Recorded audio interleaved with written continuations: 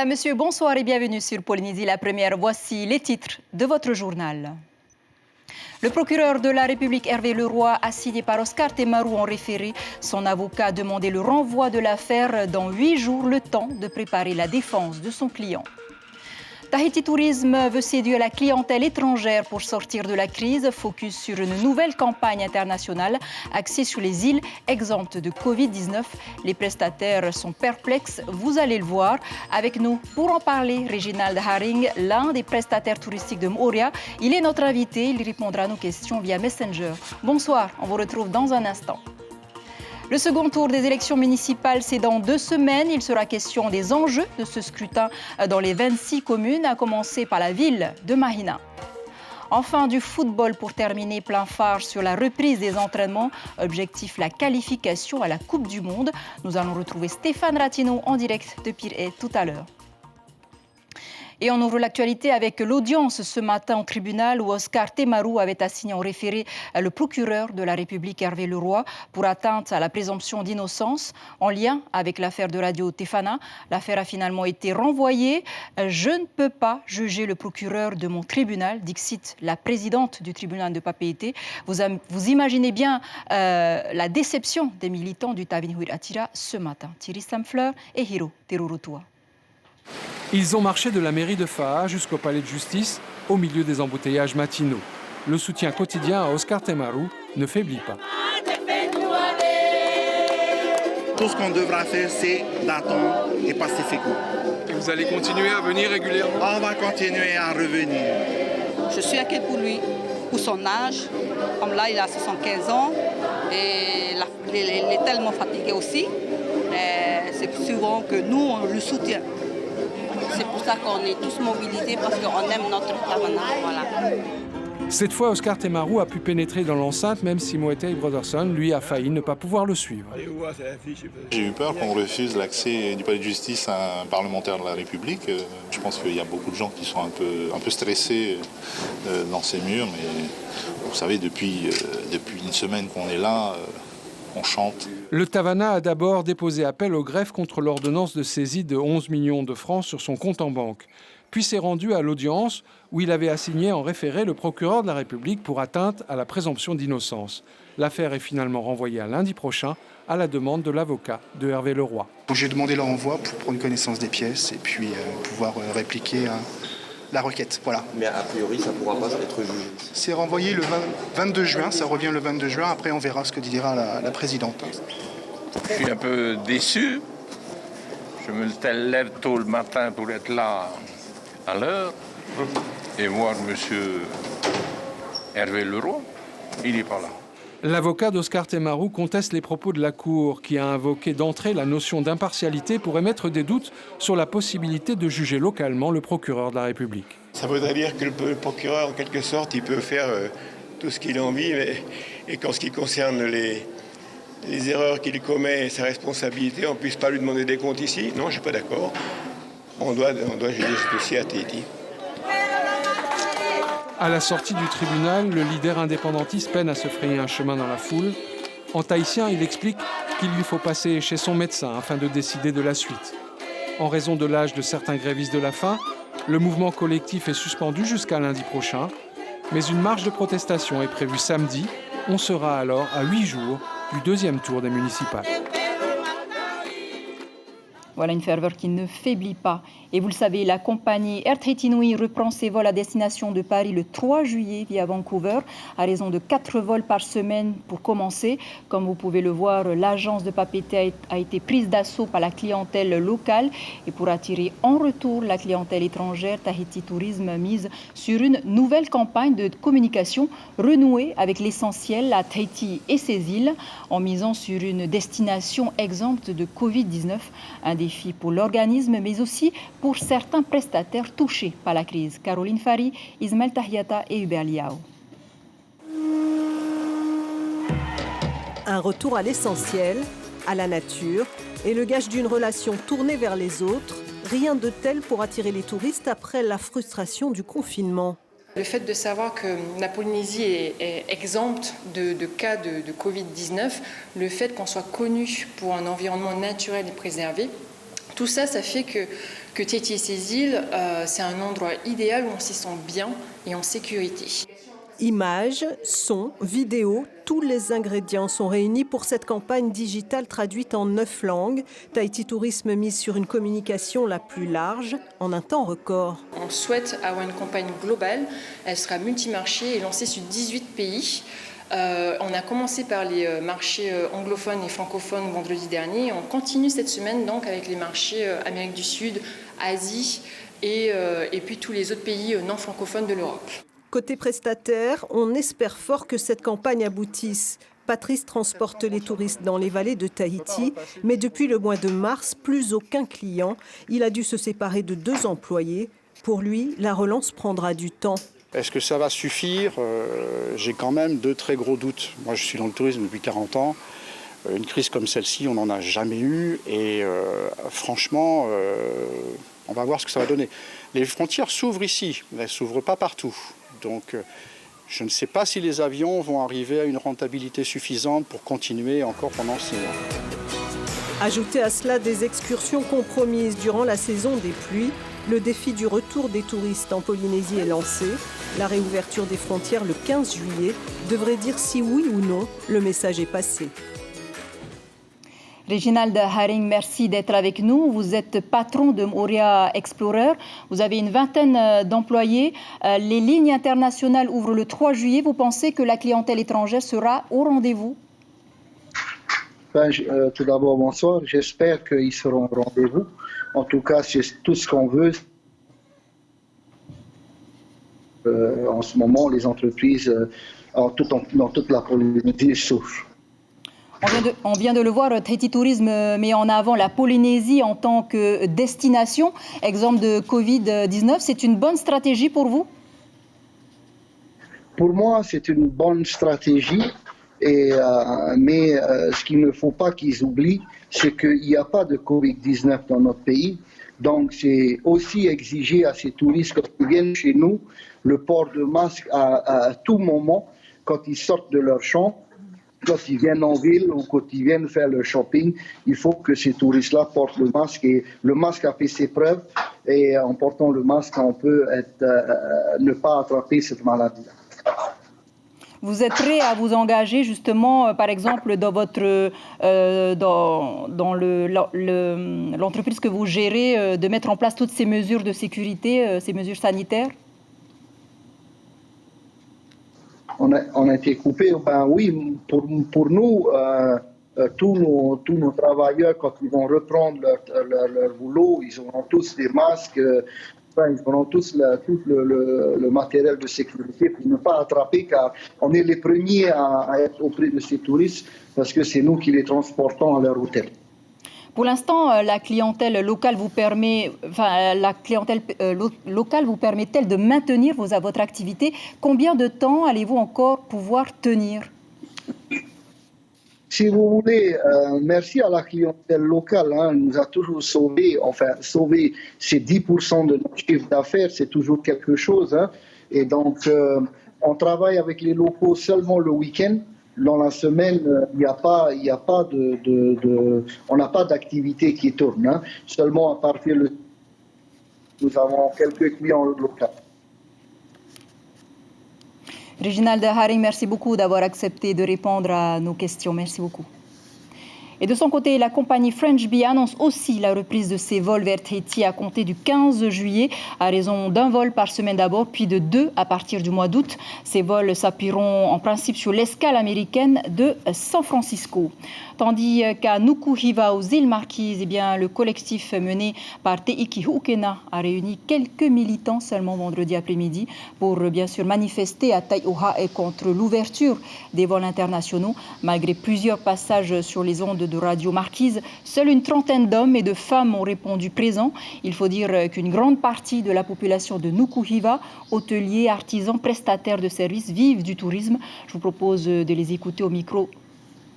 Excusez-nous, il semble qu'il n'y a pas d'interview. Avant de venir à notre reportage au sujet de la Croix-Rouge, regardez ce chiffre, 13 millions de francs. C'est la subvention qu'a obtenue cette année l'association via le pays. Une subvention en baisse de 11 millions par rapport à l'an dernier. Pourtant, les demandes d'aide affluent et en dépit des dons en vêtements, les bénévoles n'arrivent pas à combler la demande. Des référents sociaux, Nicolas Suir et Patita Savia. La Croix-Rouge a créé, voilà 10 ans, des boutiques et des épiceries solidaires. Dans les boutiques, on trouve essentiellement des vêtements, mais aussi de la vaisselle et d'autres affaires provenant de dons. Elles sont ouvertes à tous, mais fréquentées surtout par les plus nécessiteux. Aujourd'hui, c'est la braderie. Les vêtements exposés à l'extérieur sont à 100 francs, car les stocks sont pleins et doivent être écoulés. Je viens souvent ici. Lundi et vendredi, 2 fois dans la semaine. Je cherche souvent du linge d'enfant pour mes enfants. J'en ai 5. Vu que j'ai une famille qui n'est pas trop aisée, du coup, oui, j'ai besoin de venir acheter quelques vêtements. Et puis, les produits de l'épicerie et de la boutique peuvent être achetés à la presqu'île grâce aux 2 camions de la Croix-Rouge. Les vêtements, on en vend, mais rarement. Ils n'ont pas besoin de vêtements, ils ont plus besoin du linge de maison. Donc généralement, Patricia, qui est notre responsable, elle fait toujours en sorte en fait, qu'il y ait du linge de maison pour la presqu'île.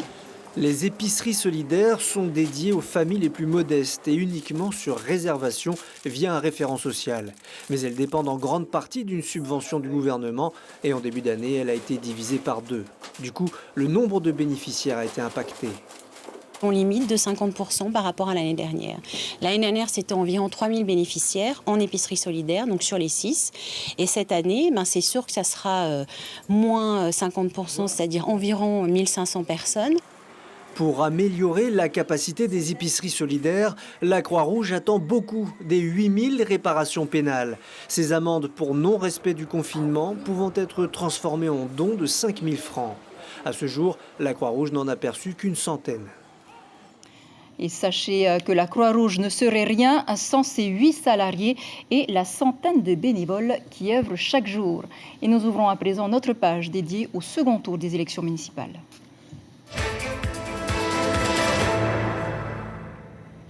Un second tour donc qui aura lieu le 28 juin dans les 26 communes où les scrutins du 15 mars n'a pas été décisif. Quels sont les enjeux? Éléments de réponse avec Marie-Christine Depape et Aurélien Ngifok. Premier enjeu, la participation. Elle devrait se refaire une santé, du moins là où elle était en repli sur Tahiti et Moorea. La Polynésie est délivrée du coronavirus. Il ne circule plus depuis plus d'un mois. La campagne sera-t-elle comme les autres? Meetings et tournées dans les quartiers peuvent avoir lieu. Ce ne sera donc pas une campagne sans contact. Autre enjeu, la prime au sortant. Va-t-elle revenir aux édiles en place, comme ce fut le cas au premier tour? Enfin, la réponse des Tavana à la crise Covid-19 aura-t-elle ou non une incidence sur le vote? Quels enjeux pour les grands partis? Le Tapura, créé il y a un peu plus de 4 ans avec l'appui des maires, devrait sans surprise conforter son ancrage territorial. Le Tapura a remporté toutes les élections depuis mai 2017. Gagner les municipales, c'est de bon augure pour les sénatoriales. Belle victoire à Hau pour le Tauera, où sa représentante à l'Assemblée, Isolt Butcher-Ferry, a détrôné le maire sortant, Théodore Toiné. Le Tauera conserve Tubuai, Rapa et Tauata, mais il perd Ivaoa au profit du Tapura. À Wapo, Uturoa et Maupiti, les Tavana orange sont en ballottage favorable, mais sous pression. La vie en rose au municipal, c'est pas gagné pour les Bleus. La commune de Fa'a restera-t-elle le seul gros lot de consolation du Tavini? Ou Tony Géros peut-il l'emporter à Paea face à Tepua Rauri Teritei, la protégée de feu Jackie Graff? Reste à savoir quelle incidence sur l'issue du scrutin pourrait avoir le décès brutal du Metuwa. Quelle sera la part du vote affectif et celle du vote politique? Les 2 ingrédients font la victoire dans cette élection de proximité par excellence. Quid enfin des alliances? Elles ne sont pas très tendances. À Papeete, Aroué, Maïna par exemple, l'union sacrée contre les maires sortants n'a pas eu lieu. À Tairapu Est, les 2 poids lourds du Tapura repartent au front, chacun de leur côté. Et on s'intéresse ce soir à la commune de Mahina sur la côte est de Tahiti, célèbre grâce aux navigateurs qui ont jeté l'ancre à Matavai. Étendue sur 52 km², Mahina abrite plus de 14 700 habitants au dernier recensement. Elle affiche également un taux d'emploi de plus de 46%. L'eau y est bien sûr potable avec ses 10 640 inscrits. 33 sièges sont à pouvoir au sein du futur conseil municipal. Je rappelle que depuis 2015, Damas Tewira dirige la ville de Mahina. Il brigue un second mandat. Et comme au premier tour, Radio Polynésie donne la parole aux candidats en lice dans le cadre de l'invité café. Ce matin, c'était Nicole Sanker qui a obtenu 24,5% des voix à Mahina au premier tour. Elle ne compte pas baisser les bras. Je vous propose de l'écouter au micro d'Ibrahim Ahmedazi. Nous avons aujourd'hui, par rapport au premier tour, 1000 voix d'écart avec le Tavana actuel. Nous avons aussi, pendant 3 mois, assisté à une distribution d'aide hors du commun avec la crise Covid-19. Et voilà, nous sommes réalistes, mais nous ne baissons pas les bras. Et d'ailleurs, c'est pour ça que nous nous maintenons jusqu'à la fin pour ce second tour. On a encore des choses à dire, et notamment c'est vrai que ces mois de confinement nous ont permis d'examiner la situation financière de Mahina, d'examiner aussi la gestion communale de Mahina, et c'est vrai qu'à côté un Tavana qui est surmédiatisé, vous savez, tous les jours il y a un article dans la presse, et nous vivant à Mahina, nous ne voyons pas le changement qui est prôné dans la presse. Voilà, et demain, l'invité de votre matinale radio sera l'actuel maire sortant de Mahina, Damas Tewira, qui, je vous le rappelle, a obtenu 42% des voix au premier tour. Et c'est la fin de cette page consacrée aux élections municipales.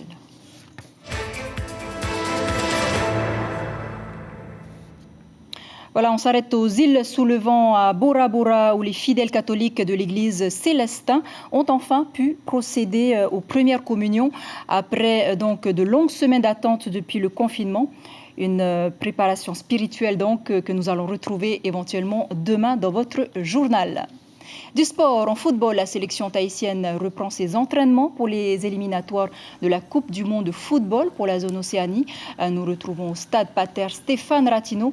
Vous êtes sur place, comment ça se passe ? Oui, on est sur place, il y a beaucoup de joie, l'entraînement a commencé à 18h, c'est un travail foncier qui est mené par l'entraîneur avec l'ensemble des joueurs, mais il y avait beaucoup de sourires, beaucoup de satisfaction à se retrouver, à retravailler ensemble pour ce préparatif en vue de la Coupe du Monde 2022 au Qatar. On va préciser d'ailleurs que pour l'instant, 30 noms ont été cochés par l'entraîneur Samuel Garcia, le sélectionneur, mais au moment du début de la compétition, seulement 23 noms pourront participer à cette qualification. Bref, l'entraîneur va devoir faire des choix. Ce soir, quasiment tous les joueurs sont venus. Il y a 3 absents. Ils sont retenus pour des obligations professionnelles. 4 vivent en métropole. Pour l'instant, vous le savez, la crise du Covid-19 a un petit peu chamboulé le calendrier. Normalement, la FIFA avait prévu un premier tour préliminaire de rencontres pour le mois de novembre. Pour l'instant, aucune date connue. Du côté de la fédération, on spécule sur l'idée que cette première phase de brassage aura lieu au mois de mars 2021, mais une réponse nous sera donnée le 28 juillet par le comité exécutif de la fédération internationale. Vous le savez, le football, ce sera donc au Qatar. Il faudra se qualifier, être premier de la zone Océanie pour avoir son billet, ou bien être second pour jouer un match de barrage contre les Asiatiques ou bien contre une équipe sud-américaine. Vous le savez, ce sont les adultes qui écrivent les légendes, les footballeurs en rêvent, les enfants aussi. Ce soir, comme les petits princes, nos footballeurs pensent au désert du Qatar avec cette belle formule « Dessine-moi un ballon ». Merci beaucoup Stéphane Ratino, sans oublier Patrick Tsinsing pour ce direct. Enfin, pour terminer, le monde du basket polynésien est en deuil.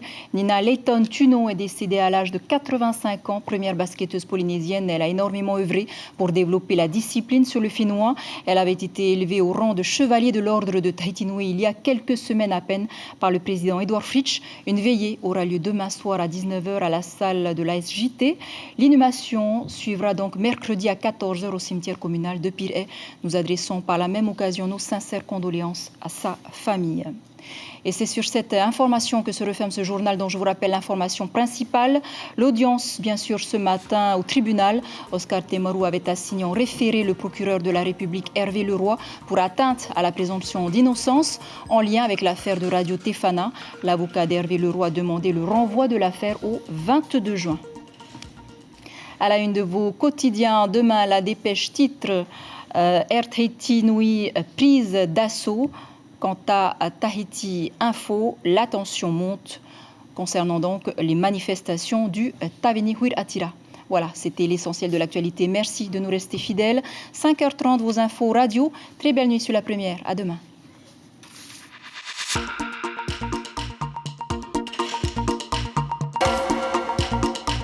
Retrouvez notre journal en replay sur notre site internet.